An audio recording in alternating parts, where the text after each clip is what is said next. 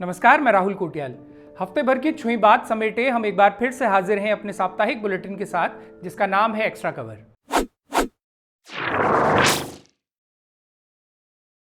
उत्तराखंड में लोकसभा चुनावों का मतदान पहले चरण में ही निपट गया, लेकिन ऊंचे ऊंचे पद लौफियाने के लिए यहां असली ताणी अब मारी जा रही है। तमाम दागी, बागी, अभागी, निर्भागी भाजपा के खेमे में इतनी तेजी से ठूसे गए हैं कि दुनिया की सबसे बड़ी वॉशिंग मशीन की कैरिंग कैपेसिटी भी अब जवाब देने लगी है। प्रदेश भाजपा के अंदर अब इतनी जोरों से खबड़ाहट होने लगा है कि न चाहते हुए भी सबका ध्यान खींच रहा है और गढ़वाल से कुमाऊं तक उसके नेताओं की हरकतें कमाल का स्लैपस्टिक ह्यूमर पैदा कर रही हैं। इन हरकतों पर अभी विस्तार से बात करेंगे, लेकिन उससे पहले जानते हैं कुछ ऐसी जोड़ियों के बारे में जिनकी चर्चा हुए बिना उत्तराखंड में हुए हालिया मतदान की चर्चा अधूरी है। नहीं, ये जोड़ियां देश की सुप्रसिद्ध राजनीतिक जोड़ी अमित शाह और नरेंद्र मोदी की नहीं है और ना ही राहुल प्रियंका की जोड़ी है, बल्कि ये तो खांटी उत्तराखंडी जोड़ियां हैं जिन्हें चिन्हित किया है वरिष्ठ पत्रकार गजेंद्र रावत ने।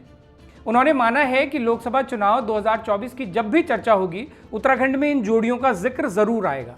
इनमें पहली जोड़ी है हाल ही में बद्रीनाथ विधायक से पूर्व विधायक हुए राजेंद्र भंडारी और उनकी पत्नी रजनी भंडारी की जोड़ी।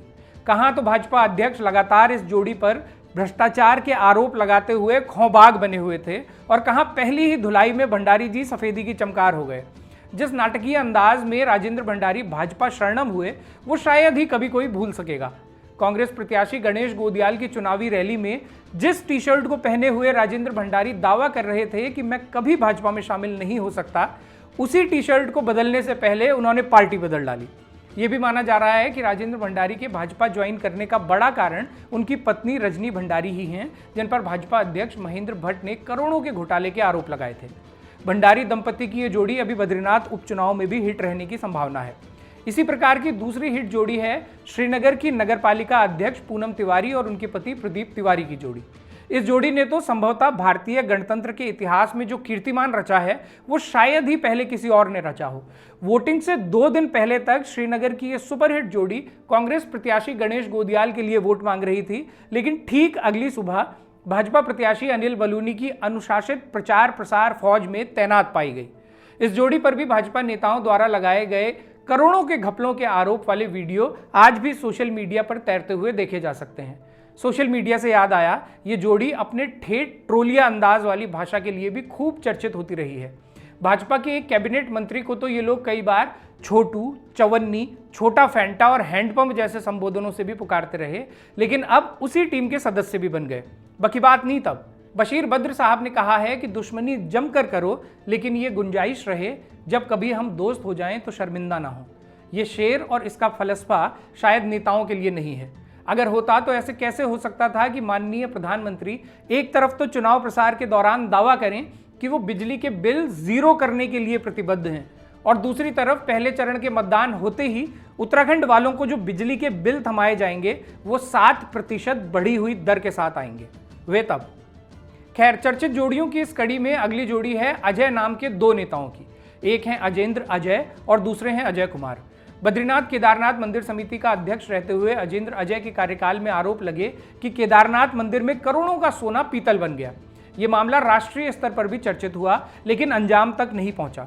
ठीक वैसे ही जैसे अंकिता भंडारी हत्याकांड में वीआईपी की पहचान अभी तक सामने नहीं आई है, वैसे अंकिता के परिजनों ने भाजपा के संगठन मंत्री अजय कुमार को ही इस मामले का कथित वीआईपी बताया है, लेकिन हुआ इस पर भी कुछ नहीं। ये दोनों अजय नाम राशि वाले भी इस चुनाव में खूब चर्चित रहे।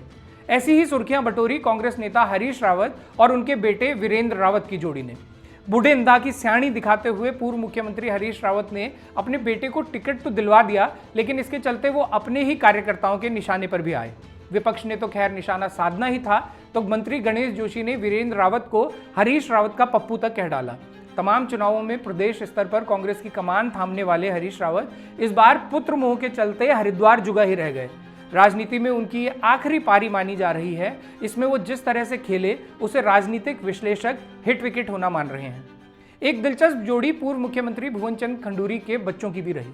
विधानसभा अध्यक्ष ऋतु खंडूरी और कांग्रेस के लोकसभा प्रत्याशी रह चुके मनीष खंडूरी, दोनों भाई बहन इस बार एक ही पार्टी के लिए वोट मांगते दिखे। उसी भाजपा के लिए जहां अब नौबत घपरौल से घमासान तक पहुंच चुकी है। इसका सबसे दिलचस्प उदाहरण है टिहरी। इस विधानसभा में पिछले काफी समय से 3 नेता अपने अपने सिंग पलियाते हुए भिड़ते रहे हैं, किशोर उपाध्याय, धन सिंह नेगी और दिनेश धने। किशोर उपाध्याय पहले कांग्रेस से विधायक रहे लेकिन पिछला चुनाव भाजपा से लड़े और जीते।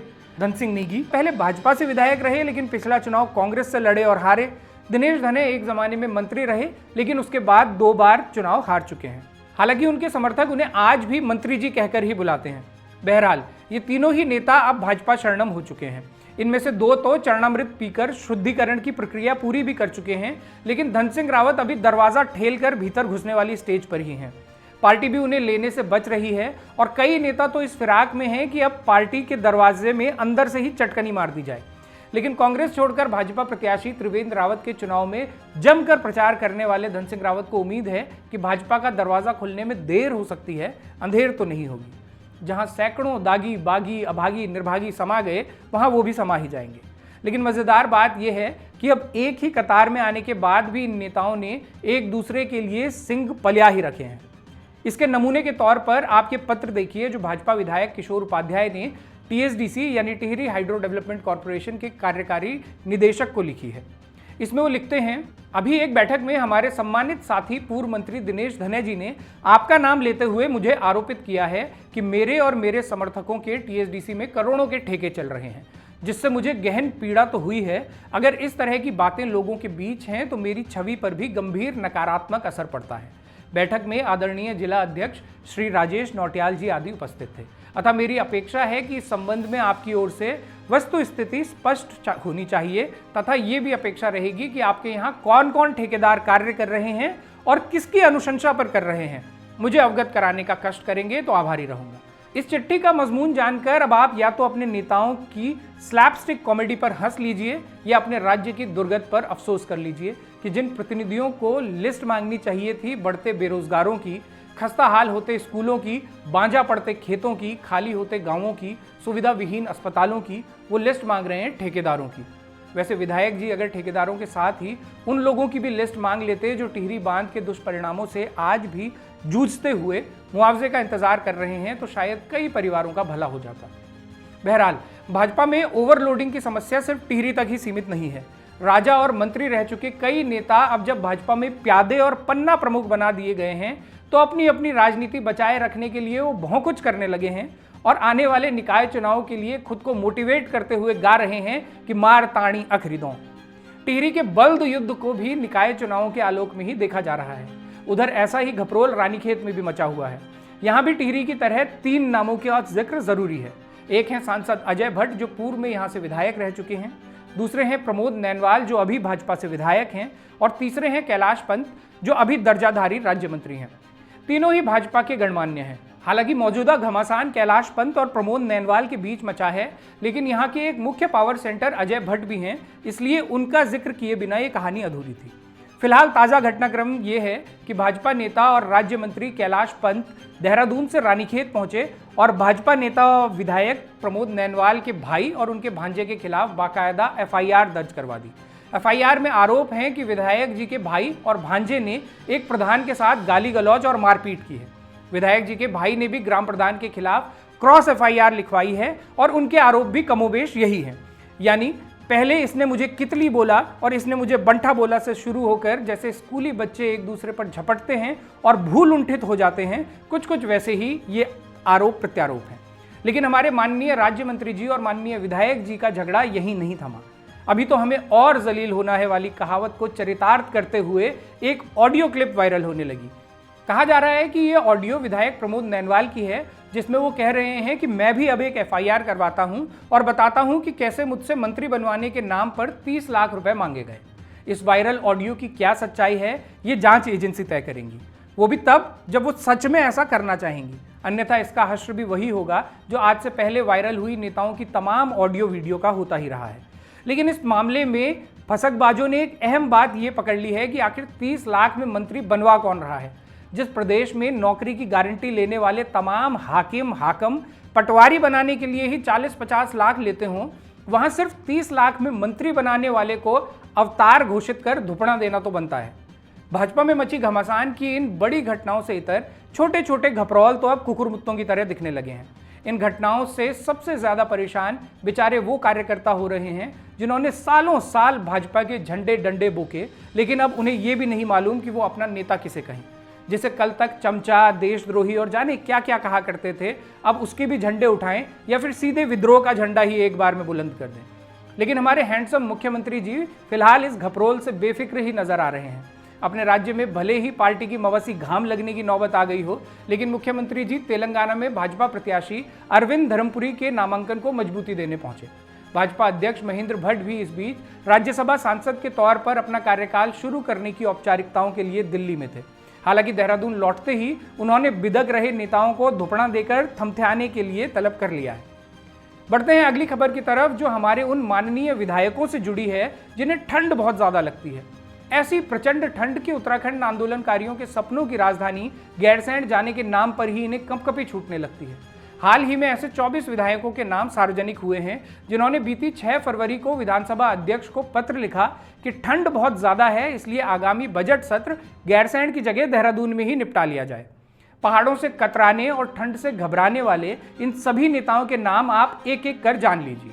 ये हैं रानीपुर विधायक आदेश चौहान, पुरोला विधायक दुर्गेश्वर लाल, सहसपुर विधायक सहदेव सिंह पुंडीर, रानीखेत विधायक प्रमोद नैनवाल, थराली विधायक भूपाल राम टमटा, गदरपुर विधायक अरविंद पांडे, डीडीहाट विधायक बिशन सिंह चुफाल, रुड़की विधायक प्रदीप बत्रा, देहरादून कैंट विधायक सविता कपूर, लेंसडॉन विधायक दिलीप रावत, काशीपुर विधायक त्रिलोक सिंह चीमा, डोईवाला विधायक बृजभूषण गैरोला, पौड़ी विधायक राजकुमार पौरी, रुद्रपुर विधायक शिव अरोड़ा, खानपुर विधायक उमेश कुमार, लालकुआं विधायक मोहन सिंह बिष्ट, भीमताल विधायक राम सिंह कैड़ा, रायपुर विधायक उमेश शर्मा काओ, गंगोलीहाट विधायक फकीर राम टमटा, राजपुर रोड विधायक खजान दास, किच्छा विधायक तिलकराज बहेड़ और नानकपत्ता विधायक गोपाल सिंह राणा। वैसे ये भी कहा जा रहा है कि कुल 38 विधायकों ने ये पत्र लिखा था, जिसमें से अभी 24 के ही नाम सामने आए हैं। इनमें से 2 कांग्रेस के हैं, 1 निर्दलीय और बाकी सभी भाजपा के। पहाड़ चढ़ने से इतना परहेज करने वाले हमारे विधायकों को उस सुमा घसियारी से प्रेरणा लेनी चाहिए जिसे मनस्वाक के खतरे से आगाह करते हुए नेगीदा ने कई बार निहोण्या और खडोण्या तक कहा, लेकिन वो फिर भी डांटा गई। दूसरी तरफ पहाड़ के ये तमाम प्रतिनिधि हैं जिनमें से कुछ तो ठंडे पहाड़ी क्षेत्रों से ही विधायक हैं, लेकिन 2 दिन के लिए भी और पूरे लाव लश्कर को लेकर भी गैरसैंण जाने को तैयार नहीं है। अब इसका फैसला आप खुद कीजिए कि असल में निहोण्या और खडोण्या कौन है। अब बात करते हैं इन दिनों धू धू कर जल रहे उत्तराखंड के जंगलों की। गढ़वाल से लेकर कुमाऊं मंडल तक इन दिनों उत्तराखंड के तमाम वन क्षेत्र दावानल की चपेट में हैं। सोशल मीडिया पर जंगलों के खाक होने की तस्वीरें और वीडियो वायरल हैं। हजारों हेक्टेयर वन संपदा को स्वाहा कर चुकी ये आग कब थमेगी और कैसे थमेगी, इसका जवाब ना तो सरकार के पास है और ना ही उस विभाग के कारिंदों के पास जिसकी सबसे बड़ी जिम्मेदारी ही जंगलों की रक्षा करना है। इस गंभीर संकट के बीच इन 2 तस्वीरों को देखिए। पहली तस्वीर मुख्यमंत्री पुष्कर सिंह धामी की है, जिसमें वो आग से प्रभावित जंगल का हवाई जायजा ले रहे हैं। हेलीकॉप्टर में बैठकर धामी जी ने जंगलों का जायजा लिया और सोशल मीडिया के माध्यम से बताया कि आग पर काबू पाने के लिए सरकार निरंतर काम कर रही है। अब दूसरी तस्वीर देखिए, जिसमें सेना के MI-17 हेलीकॉप्टर से भीमताल की झील से पानी लाकर जंगलों की आग बुझाई जा रही है। इन 2 तस्वीरों में एक चीज कॉमन है और वो है हेलीकॉप्टर। पिछले कुछ सालों से जंगलों में आग लगने के बाद ये हेलीकॉप्टर ही सबसे ज्यादा सुर्खियों में रहता है।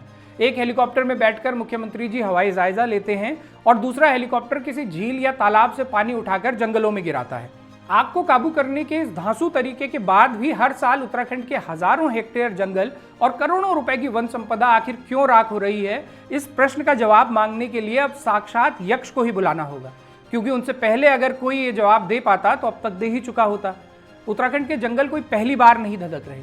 हर साल गर्मियों के मौसम में जंगलों में आग लगती है, मगर दुखद सच्चाई ये है कि इस आग की विकरालता कम करने को लेकर कभी भी समय पर इंतजाम नहीं किए जाते।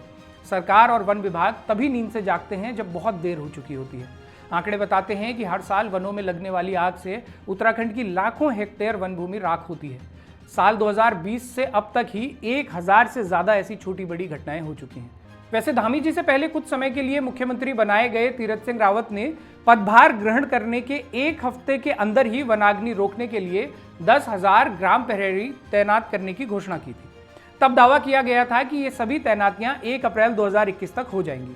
दावा था कि इस तरह से न केवल जंगलों की रक्षा होगी, बल्कि प्रदेश के 10,000 युवाओं को उनके घर में ही रोजगार भी मिल सकेगा। इस घोषणा की तब चहुंओर प्रशंसा हुई, लेकिन घोषणा करने के लगभग 4 महीने बाद ही मुख्यमंत्री पद से तीरथ सिंह रावत जी की विदाई हो गई और धामी जी नए मुखिया बन गए।